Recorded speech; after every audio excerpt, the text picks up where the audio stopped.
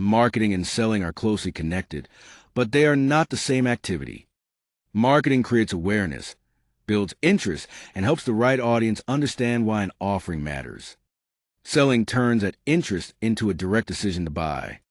Confusing these two can weaken a business plan before the business even launches, because a company may attract attention without creating a clear path to revenue. In this section, I'll clarify both roles and show why separating them is foundational to sound business plan development. Many early-stage entrepreneurs use marketing and selling as if they mean the same thing. They don't. Marketing creates awareness, defines the audience, and builds interest, while selling converts that interest into action. Confusing the two can lead to wasted budgets, disconnected teams, and business plans that fail to persuade investors or support sustainable growth. This distinction affects more than terminology. It influences how I analyze the market, organize the business, and build realistic revenue projections. Understanding it gives every part of the plan a clearer purpose. Marketing is much more than advertising or selling a finished product. It is a strategic process of identifying, anticipating, and satisfying customer needs profitably, and it begins well before a purchase takes place. The process rests on 4 connected activities. First, research helps us understand our customers and what they need. Position defines how our brand stands apart. Communication turns that difference into messages that attract and engage. Finally, relationship building extends beyond the first purchase, creating the trust and loyalty that support lasting customer connections.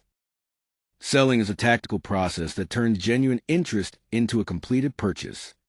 It bridges the gap between a prospect's curiosity and a customer's commitment. The process has 3 connected stages. First, I engage by initiating contact with a qualified lead.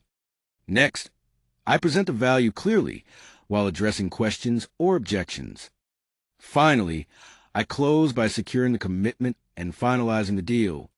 Selling is a human-driven step that converts opportunity into transaction. It is not simply about persuasion. It is about guiding the right prospect toward a confident decision. This slide contrasts marketing and selling across several dimensions. Marketing starts with the market and customer needs, using a long-term strategy to create demand, loyalty, and lasting relationships. Its approach is a pull model, attracting customers toward the organization.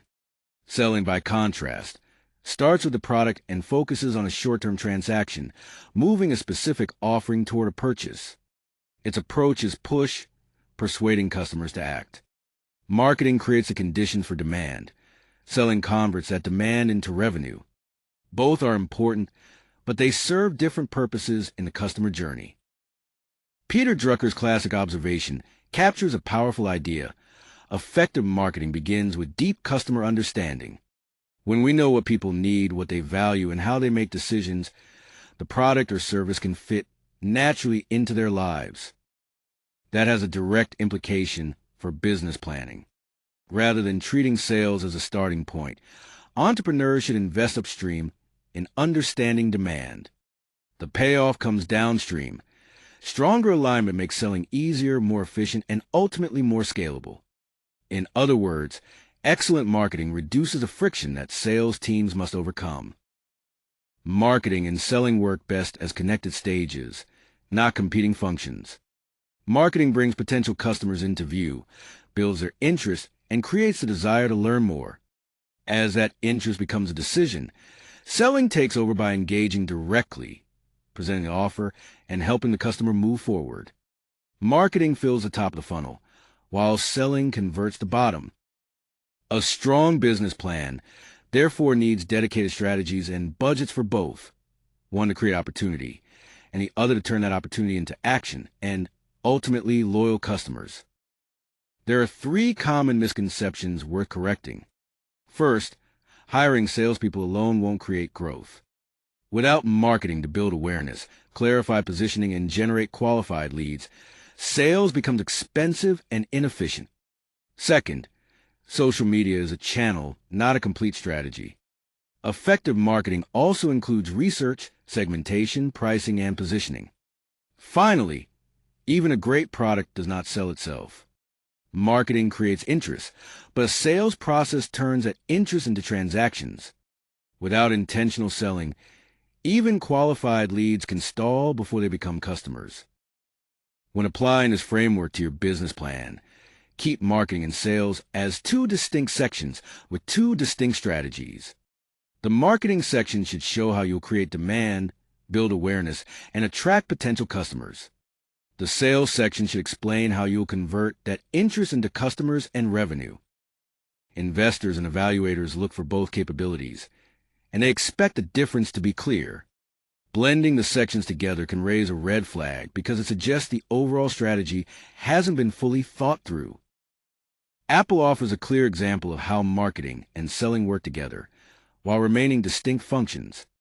Marketing created desire before customers ever enter the store through years of brand building, lifestyle positioning, and emotional storytelling.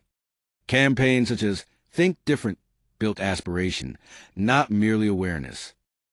Selling then converted that interest into action.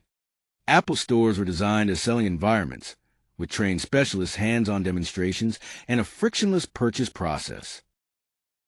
The larger lesson is that Apple invested in both functions deliberately, and success depends on that disciplined separation. The key takeaway is that marketing and selling serve different connected roles. Marketing builds awareness, preference, and demand over time, while selling converts that demand into revenue through direct engagement. Your business plan should treat them separately, with distinct strategies, budgets, and metrics, making the overall strategy more credible to stakeholders.